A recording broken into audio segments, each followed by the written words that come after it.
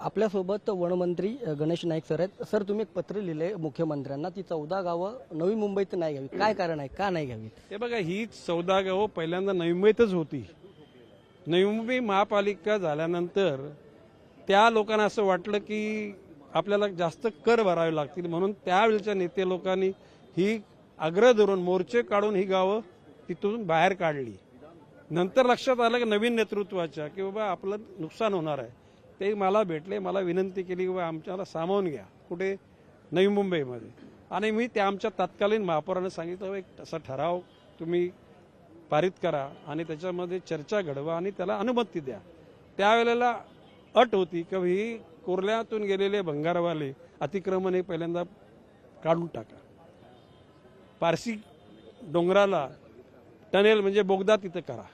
आणि त्यावेळेला महापालिकेच्या सभेमध्ये 500 कोटीची मागणी केली होती, परंतु आता नंतर सर्वेक्षण केल्यानंतर 6,500 कोटी रुपये लागतील अशा प्रकारची माहिती समोर आलेली आहे.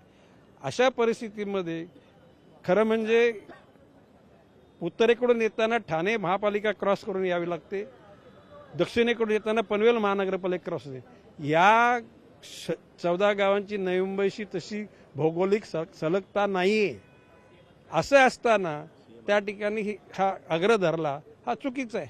पण जसं तुम्ही म्हणताय की भौगोलिक समानता नव्हती, तरी श्रीकांत शिंदे यांच्या आग्रहाखातर ही गावं नवी मुंबईत घेतली. त्यावेळेला त्या गावच्या लोकांनी श्रीकांत शिंदेना आग्रह केला, श्रीकांत शिंदेने एकनाथजी शिंदेना आग्रह केला आणि त्यावेळेला ही गावं समाविष्ट केली.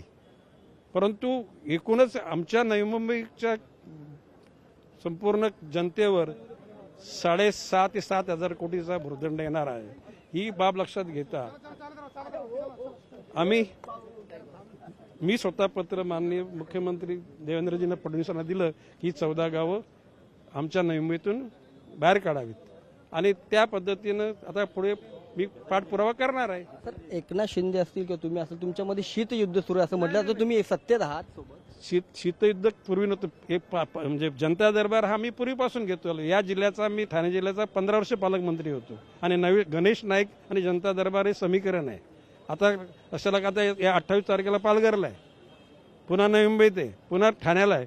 जनता दरबार होत राहणार. त्याचा शीतयुद्धाचा वगैरे असा काही संबंधच नाही. तसे आम्ही मित्र आहोत.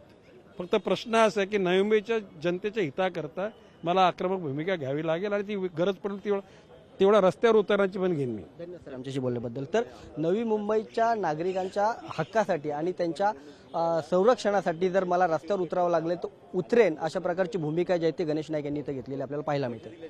कॅमेरामॅन विनोद सोबत उमेश करंजकर, लोकशाही मराठी, मुंबई. लोकशाही मराठी ऐका, पहा, जागरूक रहा.